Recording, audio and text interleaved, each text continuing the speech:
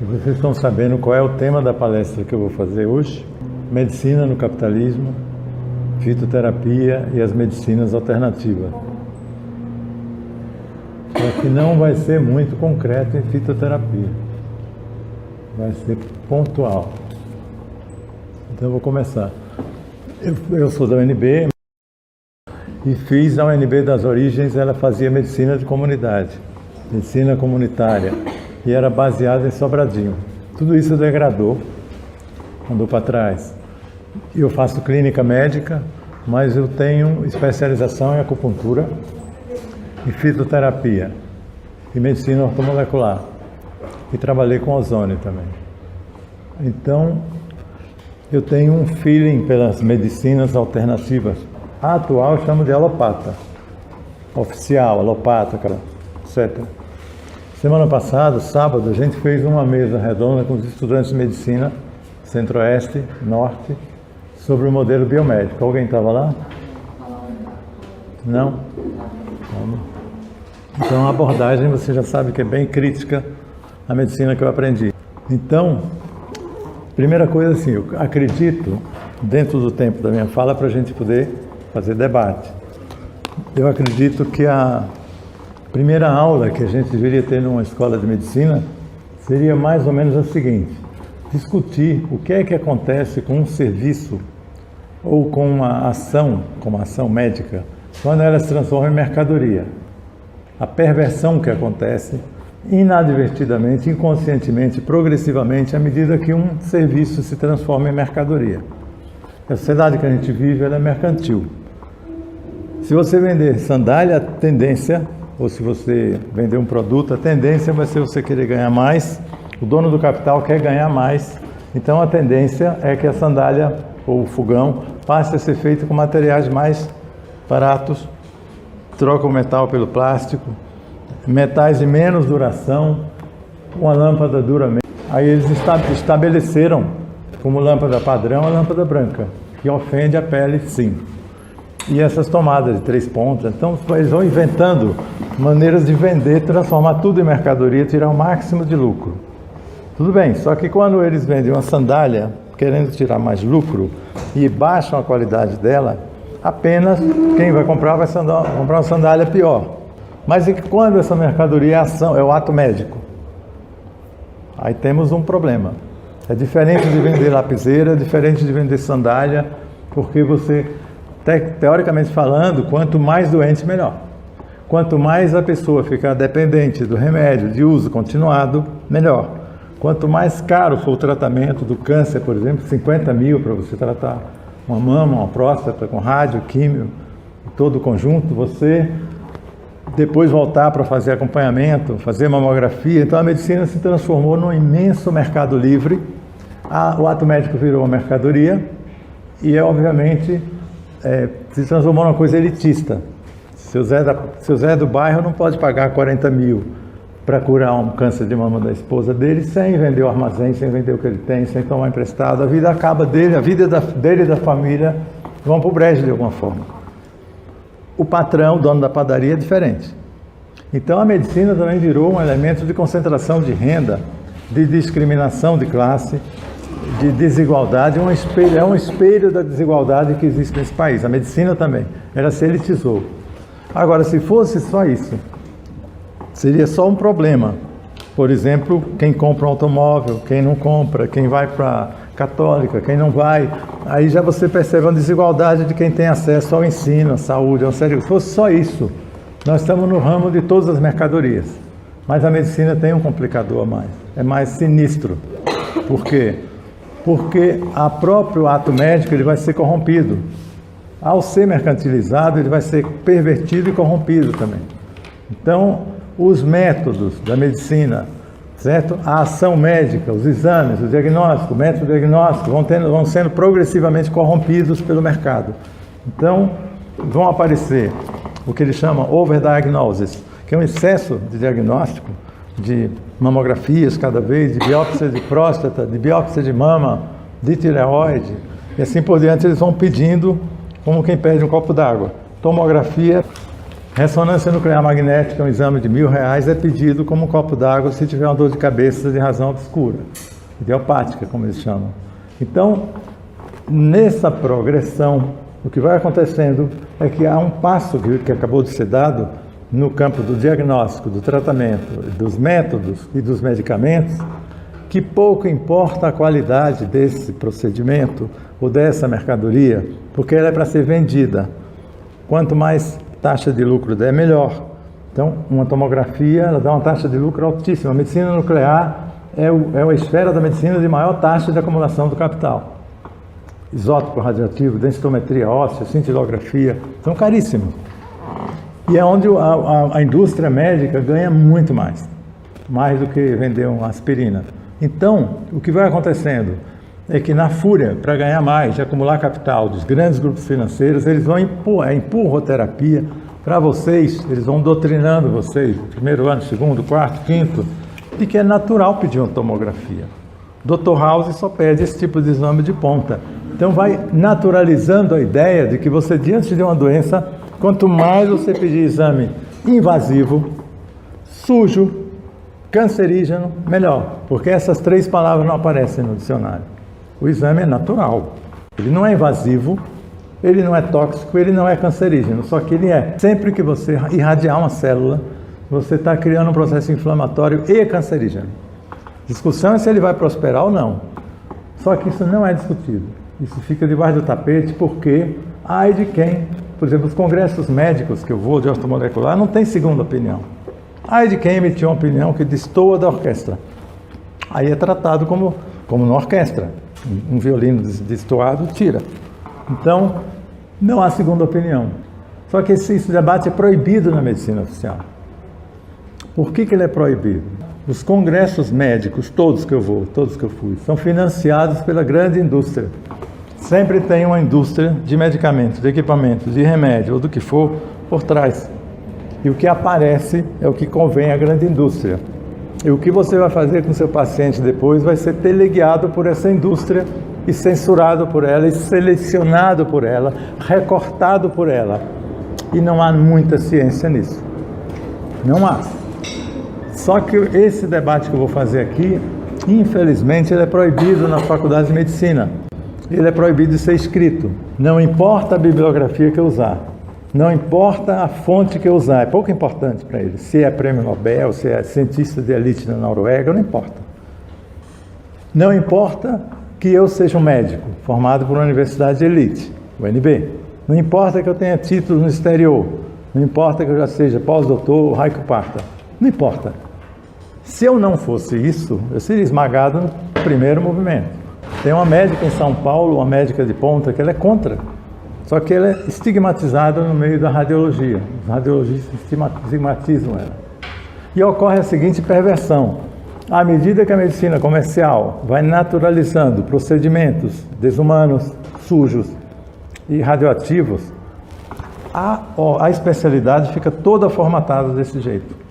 Então não é problema do pediatra do bairro que a merenda escolar seja uma porcaria e que ele vai atender crianças desnutridas. Não é problema dele.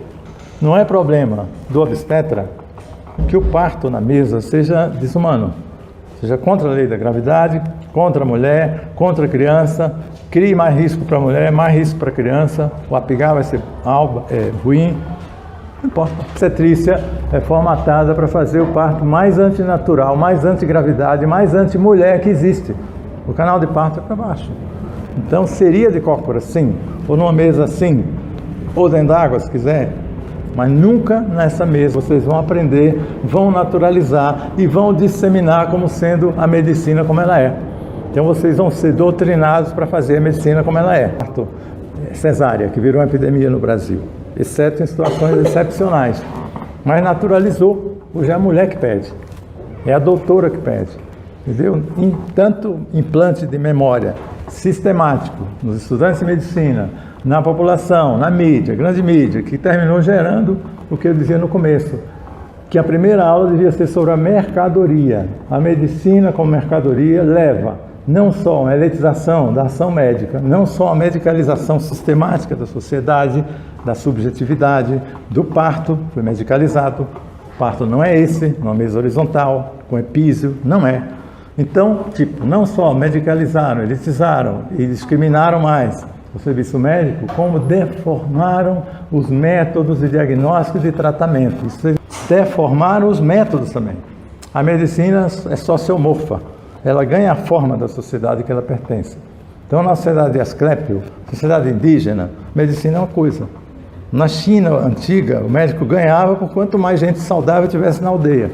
Se alguém adoecesse, ele ganhava menos. Então, é outra lógica.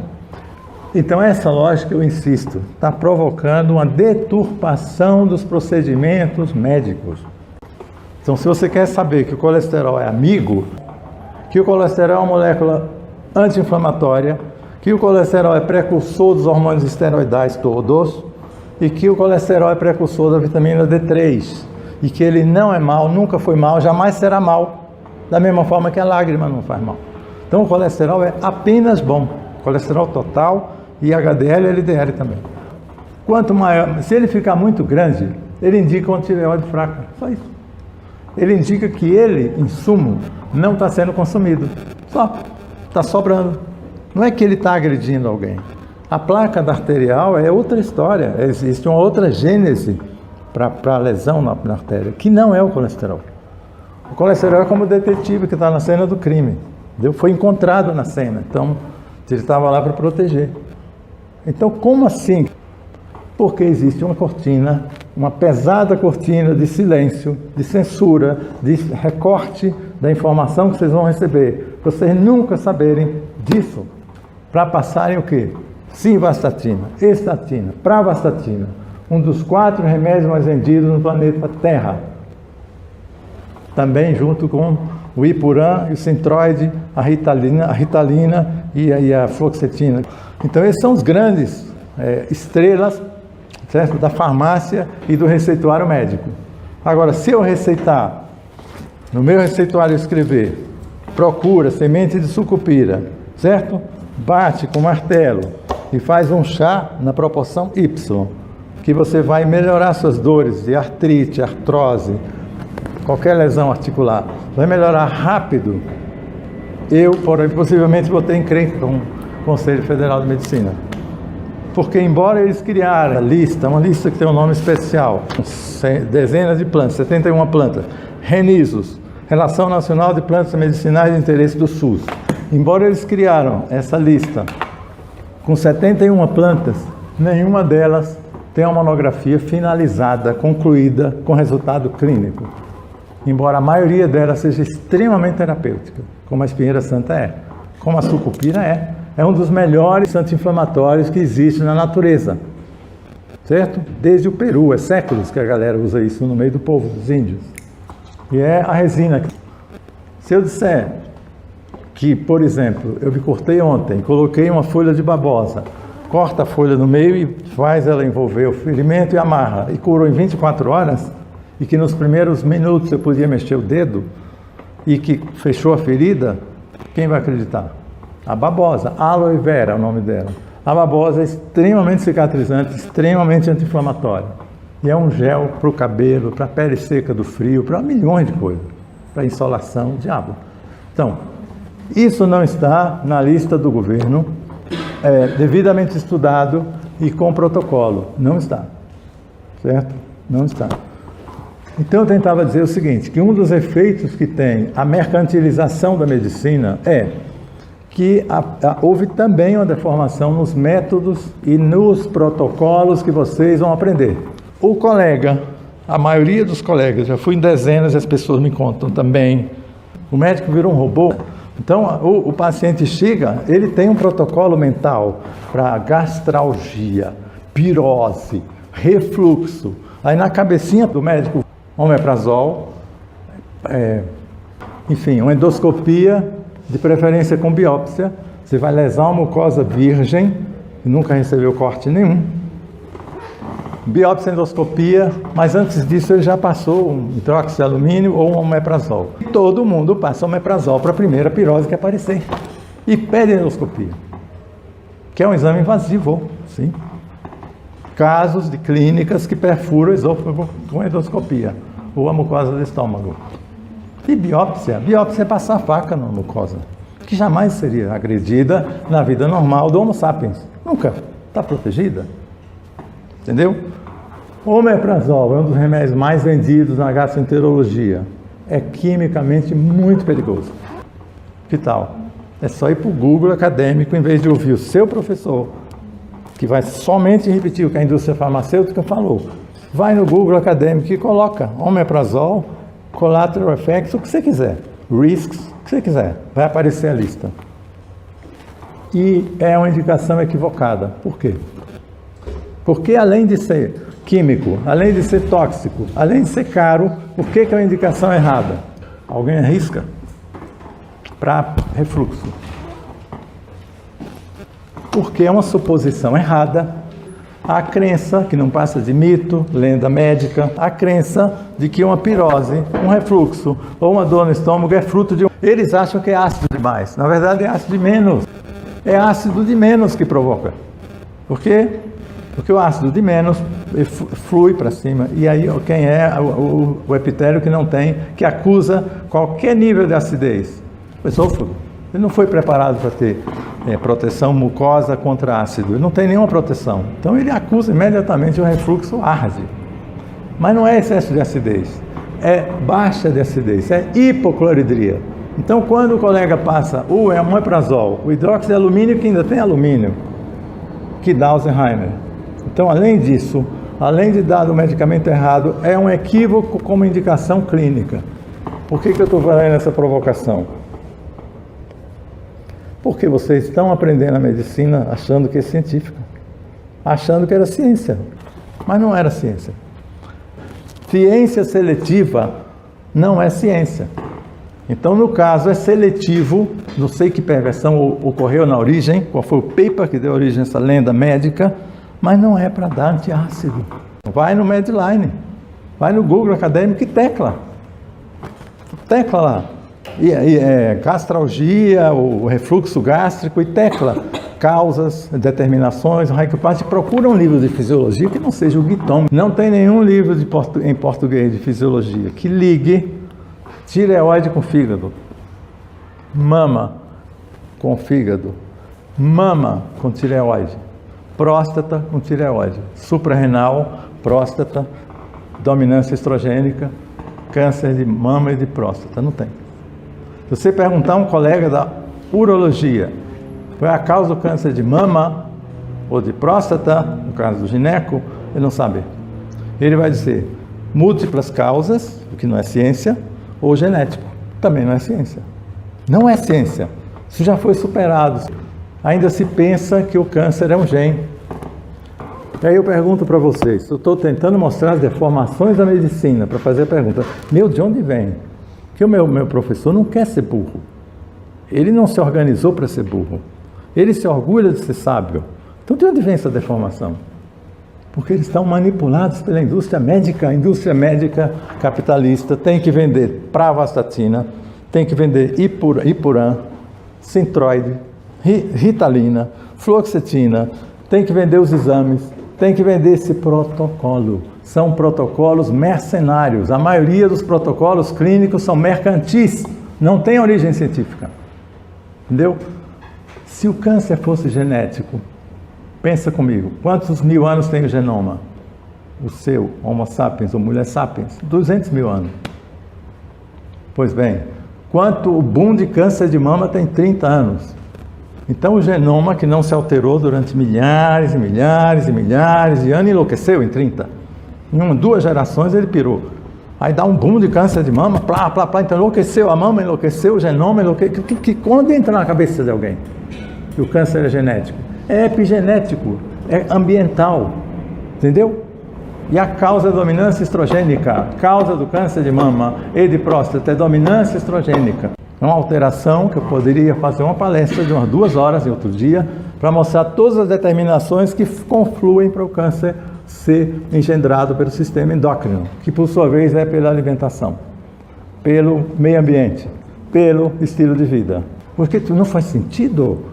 Porque se é assim, aí tudo é genético. Diabetes é genético, burrice é genética, assim vai. Não existe essa ideia de que um boom de uma doença em uma geração possa ser causado pelo gene, só numa cabeça que não pensa.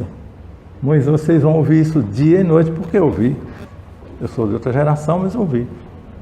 Então eu dizia, primeira aula de um curso de medicina tinha que ser sobre a mercadoria, a mercenarização e como isso deforma o serviço que está sendo oferecido. Se o primeiro pecado original da medicina moderna, capitalista, é o fato de que o ato médico, os exames e os protocolos são alvo de comércio fora do circuito acadêmico. Você na academia não percebe essa lógica, porque ela vem de fora.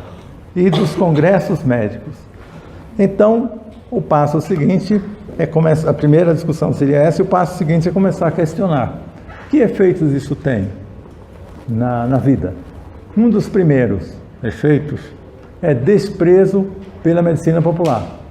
Um outro efeito é desprezo pela alimentação do povo antigo, que comia toicinho, e que era bom. Então, desprezo pela comida camponesa, desprezo pela medicina tradicional. Na China, a medicina tradicional é acupuntura e plantas. No Peru, é fisioterapia. Em alguns lugares é ozônio, é uma medicina alternativa. Tudo bem. Mas aí ocorre que o médico nós somos formados para ter desprezo pelo conhecimento tradicional. O gengibre tem 2.500 anos de uso. Entendeu? O melão de São Caetano tem séculos de uso, desde os incas. O açafrão tem milhares de anos de medicina tradicional na Índia. E assim, o alho, os egípcios usavam. Então, como assim? O sabugueiro na Europa é ancestral. Chá de sabugueiro para febre, chá de sabugueiro para urina, que não está urinando, essas coisas que o povo fala assim. Pois bem, sabugueiros são séculos de uso. Como que eu vou desprezar um acúmulo de conhecimento empírico, não é científico, eu não estou dizendo que eu estou legitimando o que o povo fala sobre o sabugueiro. Eu vou falar no final quais são 5 erros que se comete na fitoterapia. Um deles é esse. Alguém falou, logo é bom. Mas o fato é, tem plantas de seculares, milenares, de uso milenar. Como é que eu posso achar que porque eu estou formando em medicina, eu vou, ignorar o poder anti-inflamatório dessa semente? Faz sentido. Ok. E o outro é o desprezo, efeitos dessa mercenarização, elitização e medicalização da vida. O outro é que a comida do povo antigo era ruim. O povo, nossos avós. Eu venho da Bahia, do interior da Bahia. Então, meus avós, os avós de pessoas como eu, comiam toicinho, de boa, manteiga, a beça, carne de porco, a beça, orelha, focinho, mocotó, pata de porco, pé de galinha. A medicina olha assim, ó, e gema de ovo, e gemada. O cara estava com uma doença, uma fraqueza qualquer, batia uma gemada, sabe o que é? E tomava força.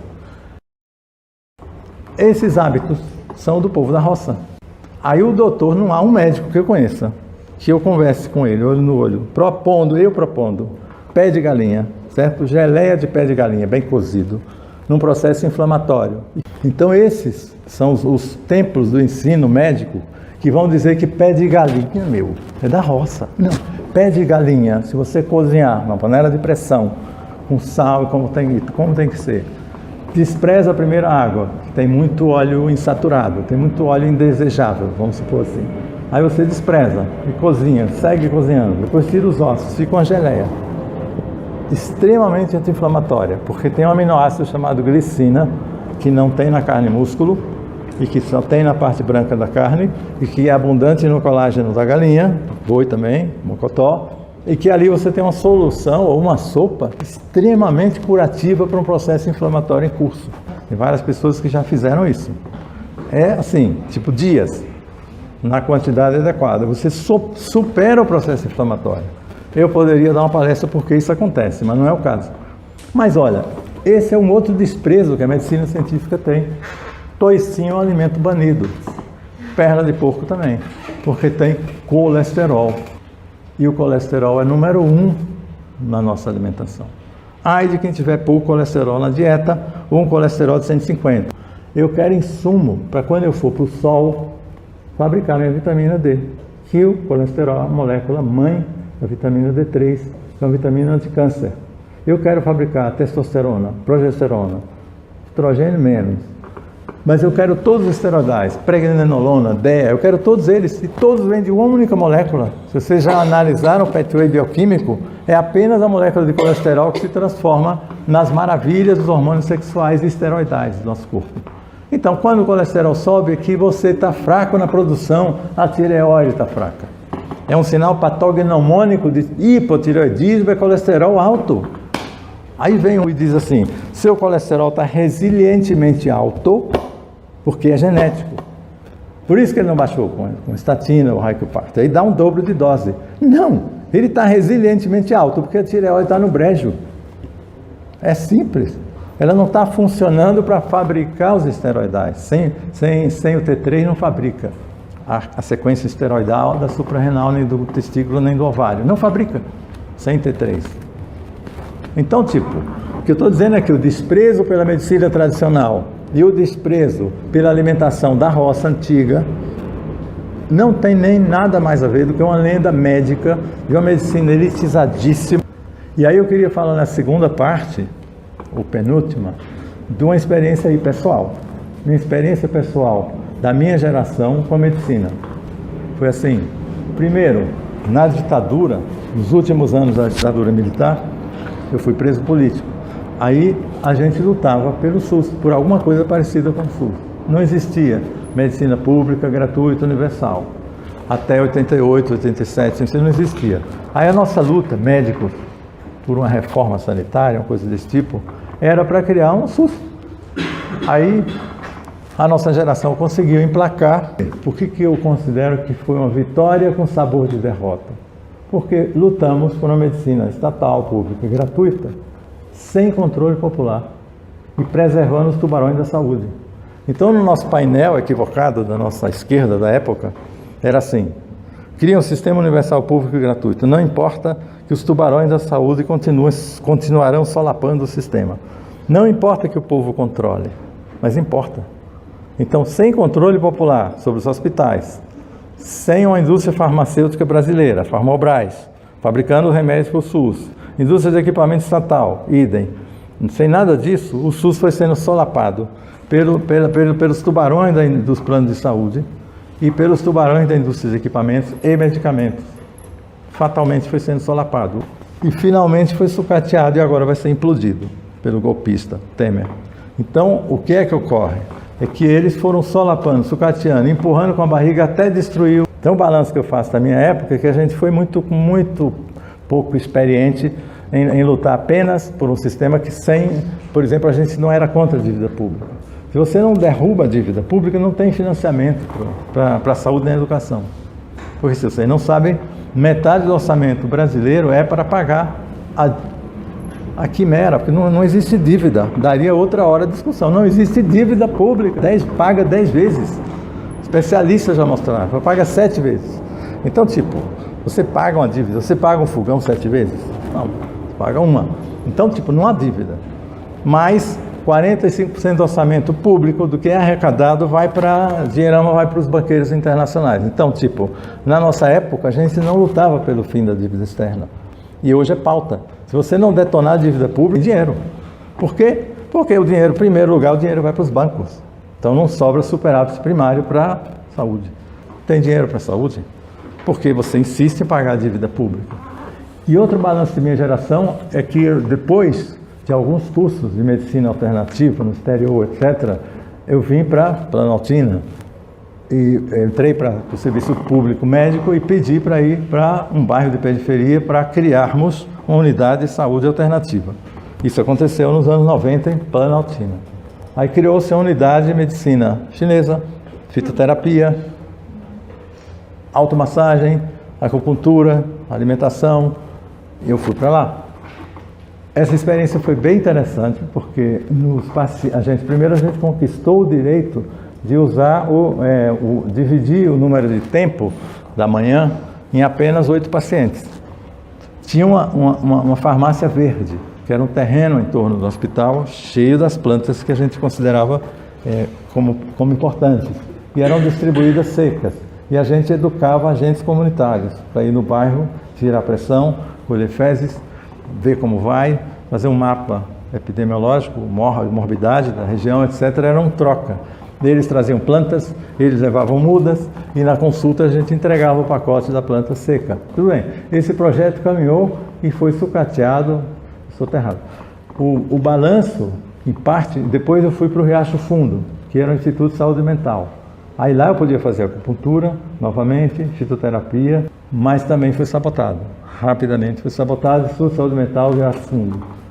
O resultado é que a gente faz um balanço hoje, mas o balanço é que tem um problema aí. Primeiro, é válido que você defenda o acesso popular à medicina alternativa, seja ela qual for. É absolutamente, tem que ser defendido. Porque é mais ou menos como a segunda opinião. É mais ou menos como isso. E o outro é o direito ao próprio corpo. Que a mulher tem direito ao seu corpo, e que o paciente também tem, curiosamente. Então, na minha perspectiva, se um paciente disser, doutor, eu não quero passar pelo que meu tio passou, que é o horror da quimio e da rádio. Eu quero fazer IP roxo, eu quero fazer graviola, eu quero fazer melão de São Caetano. O senhor me apoia? Eu vou dizer sim. Por quê? Porque o corpo é dele e eu sei o que é o horror da oncologia.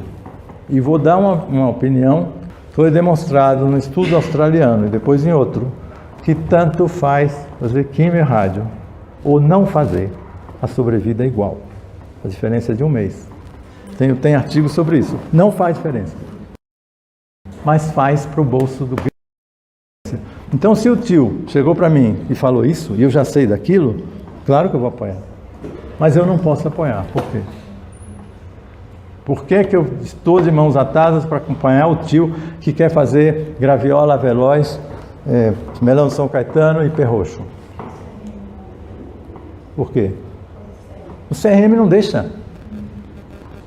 Vocês não sabem disso, e as pessoas que eu falo isso, que são leigas, dizem, isso não existe, doutor. O senhor está algemado. O senhor... Por quê? Porque o CRM tem força de polícia. Primeira coisa que vocês não sabem. Então, o CRM está plugado no Estado. Ele é um apêndice do Estado burguês.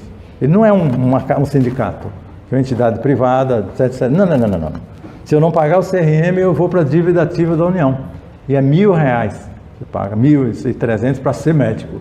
Então, tipo, o CRM, que é um grupo de marajás que determinam regras, ele proíbe expressamente que você possa acompanhar um paciente que resolveu usar IP roxo ou usar qualquer planta, por exemplo, melão de São Caetano, que é anti-câncer, e diz que é isso que ele quer.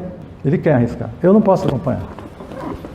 Eu posso dizer que sim, diplomaticamente, mas depois eu vou ter que explicar que a minha carreira pode se encerrar na esquina, porque eu serei convidado para uma audiência no CRM para explicar por que eu estou usando medicina alternativa num caso tão grave, para o qual existe um protocolo e que, se eu não aplicar, eu estou sendo negligente. Então, eu seria acusado de negligência médica. Então, o balanço que eu faço um pouco é esse. É um direito natural que a gente tem que lutar por ele, que você escolha o seu tratamento. Algumas pessoas já sabem que a progesterona pode curar o câncer de mama. Algumas pessoas já sabem que curar a tireoide é pressuposto para curar um câncer de mama. É conhecimento em alguns cientistas americanos e italianos. Mas eu não posso usar isso. Porque se eu mudar a dieta, se eu usar progesterona, eu posso ser preso. Porque eu não estou usando a quimio e a rádio. Todo médico que faz protocolo está protegido. Se você entupir um paciente de omeprazol, se entupir de fluoxetina, se entupir da medicina do horror, rádio e químio, mais bem posicionado você está perante as autoridades médicas. Você é um homem da ordem. Aí, continuando, qual o balanço que a gente faz? Primeiro, o direito que as pessoas tinham que ter para usar pílula ou não usar, fazer aborto ou não fazer oncologia ou não fazer, porque o corpo é seu. O direito de ser dono do próprio corpo. Primeiro, eu defendo isso, a medicina alternativa tem que existir. Segundo, tem um risco nessa história. Mas é preciso passar limpo a medicina alternativa, entendeu? É preciso que a juventude, que são vocês, comece um debate científico, para filtrar o que é ciência e o que não é ciência, numa planta ou numa técnica alternativa. E as que não são, por exemplo, a homeopatia não é, florais de Bach não é, certo? Ciência. Então a gente delega para o setor da religião, para os grupos alternativos, para o pessoal que especificamente quer continuar fazendo florais de Bach. Aí você atribui a eles, não ao centro de saúde. Há grupos específicos, porque tem que ter liberdade, não é possível. Os grupos específicos que querem continuar fazendo reiki, florais de Bach, homeopatia, que possam fazer, na igreja, no centro espírita, onde quiserem. Mas a medicina tem que passar limpa essas técnicas e abraçar a acupuntura, por exemplo. Tem acupuntura científica, fitoterapia também, ozônio também, ozonioterapia, para pé diabético, para necrose, para uma série de coisas. Então, resgatar essas medicinas, incluindo a fitoterapia, passando a limpo com algumas regras para não fazer uma troca de que você criticou a oncologia oficial porque ela é pouco científica, invasiva e suja e tóxica, e ao mesmo tempo você vai fazer tolerância total com a fitoterapia como se não houvesse risco. E tem risco. O mastruz e o boldo, para dar dois exemplos. O mastruz, todo mundo conhece. O quinopódio, cada planta tem um nome latino. Quinopódio ambrosoides. E o boldo? Pneumoboldo. Um é uma árvore, o outro é um arbusto. Os dois são muito usados na medicina popular, certo? Bastante usados. Só que os dois têm uma molécula chamada ascaridol, que é concentrada na semente e que é tóxica. Ela é um vermicida, sim, mas se passar um pouco da dose, você começa a ter tontura, um zumbido, uma série de sintomas temporários, por exemplo, zumbido em particular, mas alguns, se você continuar tomando, eles não serão temporários. Então vai ter hematúria, certo? Vai ter diarreia sanguinolenta, e vai ter erosão no intestino. Então, tipo, depois de uma dose Y, ele vira um trauma tóxico. Mas, antes disso, ele poderia ser usado. Então, qual é a proposta? Qual é a ideia? É que a medicina alternativa tem que ser abraçada cientificamente. Se eu depender da ciência oficial para eu poder usar a espinheira santa, sucupira, a babosa, açafrão, gengibre, alho, eu fico no sal. O alho está aqui, mas nunca estudaram até o fim. Então, eu não posso depender da lista oficial do governo para ser científico. A ciência vai ser, inclusive o seu José pode ser cientista, seu Zé e Dona Maria pode ser cientista. O que é ciência no caso de usar uma planta dessa?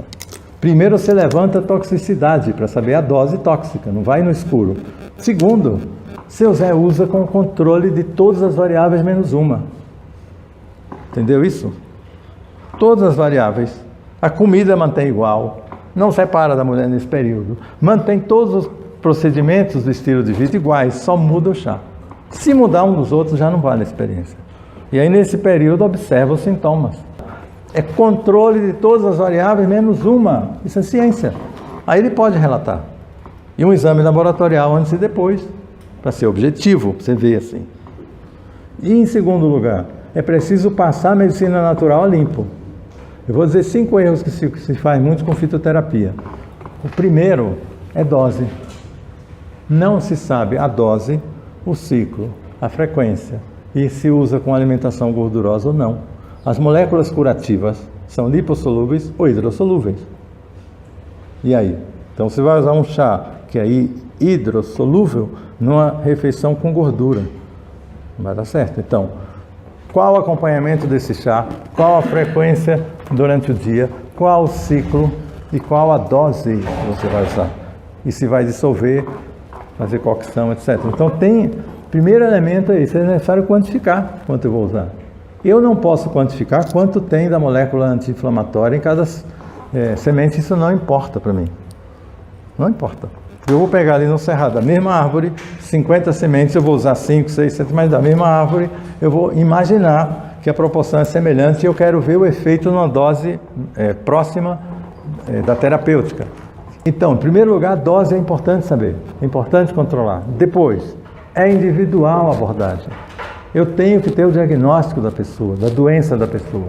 Eu não posso cometer o erro, tipo assim, vocês falaram assim, fala sobre chá para febre. Dor de cabeça. Pois é. Dor de cabeça, meu.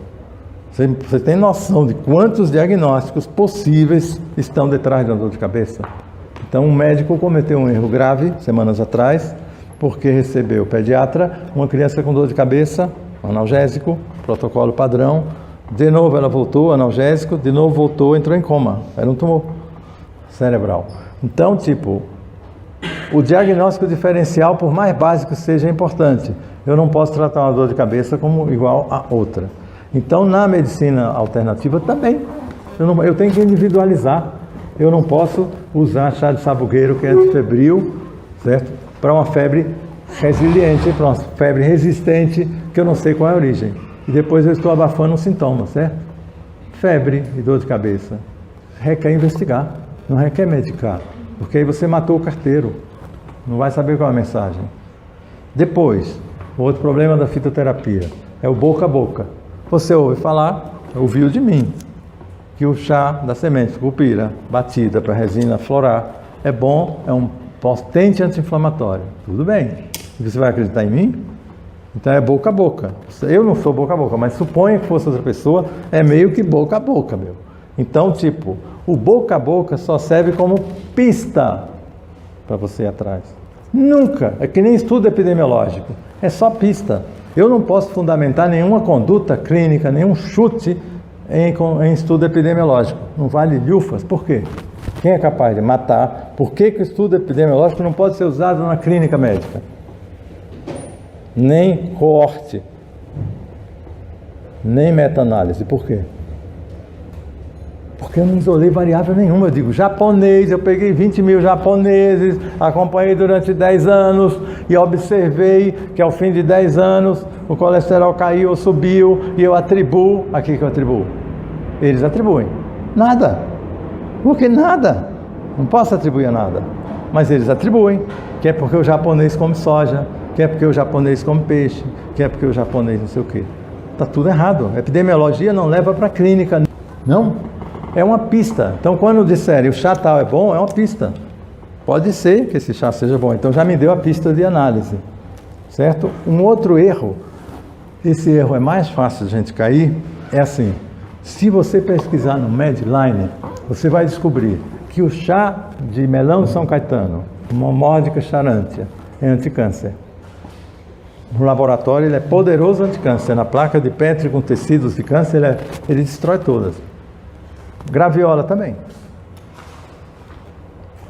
IP roxo também, que é o IP amarelo, tanto faz. Anticâncer na placa, eles destrói todas. E é mieloma, próstata, mama e tal. E aí a lista podia ir longe. Mas isso é no laboratório. Isso é uma pista que na placa de Petri não é o corpo humano com enzimas, entendeu? Com ácido clorídrico, com controle endócrino, com estresse, com hormônio do estresse, com a dieta que você faz, com a flora intestinal. Não é essa, o corpo humano é outro lance, é outra ecologia. Então, tipo, o estudo científico que diz que a graviola é anticâncer sim ou sim pela nonina, ele me deu uma pista, porque o alface não é anticâncer, entendeu? Nem a beterraba. Então você acabou de achar que melão de São Caetano é anticâncer de próstata. Testaram isso. Um erro comum é a pessoa pegar pelo valor de face. Então pegou o trabalho científico, que é científico sim, fez no laboratório, e aí vai e usa o orégano, por exemplo, é anticâncer de próstata. Aí você vai e pega o orégano e faz suco, óleo, diabo e começa a fazer supositório. Pois é, checa antes, meu. Se o óleo de orégano não tem efeito colateral, tem. Bem, a babosa é um excelente cicatrizante, como eu falei. Tudo bem, eu não falei do extrato de babosa, eu não falei de produtos da babosa, eu falei do gel da folha da babosa. Então, tipo, esse gel, ele é extremamente cicatrizante.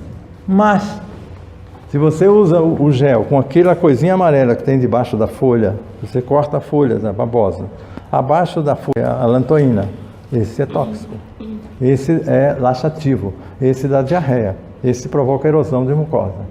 Aí você despreza ele, pega só o gel. Se você faz uso intenso da babosa interno, aí ela é estrogenizante. É uma planta estrogenizante. Ou as plantas não têm que se defender, ou alguém achou que as plantas são na natureza esperando um predador. Não, todas têm antinutrientes. Todas as plantas têm antinutrientes. Tanto que a couve crua e o brócolis cru bloqueiam a tireoide. Comer couve crua, comer brócolis cru ou couve-flor é um belo caminho para detonar a tireoide, porque tem uma substância que bloqueia a liberação do hormônio da tireoide. Então, tipo, as plantas se defendem, entendeu? Só que você vai fazer o uso, no caso você pega a pista científica, pega a pista de boca a boca e vai fazer estudo clínico. E aí tem plantas que não tem risco.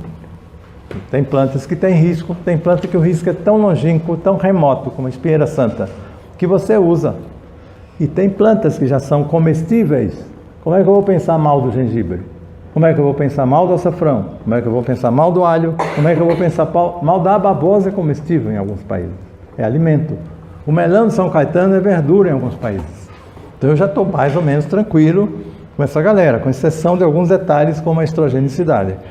Então, tipo, para encerrar, para fazer uma fitoterapia, em primeiro lugar, é importantíssimo que a equipe recolha o conhecimento popular e comece a usar, mas com alguns critérios que não podem ser empíricos.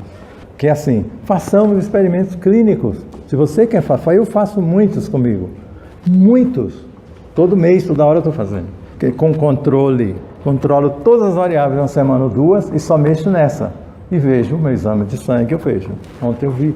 Então você vê resultado. Quando eu balanceei o meu uso de fitoterapia, eu girei para a alimentação. Hoje eu sou fitoterapeuta, mas sou muito mais alimentação. Que o poder da alimentação para alterar sua fisiologia e seu metabolismo é impensável. Vocês vão inovar se começarem a estudar cientificamente o reino vegetal e a alimentação. Só que vai ter que ser uma luta, companheiros. Vai ter que formar clube, associação, grupos de jovens, grupos de estudos e levar um combate contra a medicina que vai resistir para colocar num receituário que você use o gel da babosa durante uma semana nessa sua ferida, nessa sua pé de atleta. Você pode usar a sucupira, o hiperroxo, o creme de hiperroxo no pé de atleta. Então, ou que você use o ozônio no pé diabético.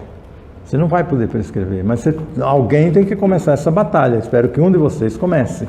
Isso que eu tinha a dizer para falar em medicina no capitalismo, fitoterapia e medicinas alternativas. Então, tenham a cautela de serem científicos, mas não tenham desprezo pela medicina popular nem pela alimentação como ferramenta de cura. Só.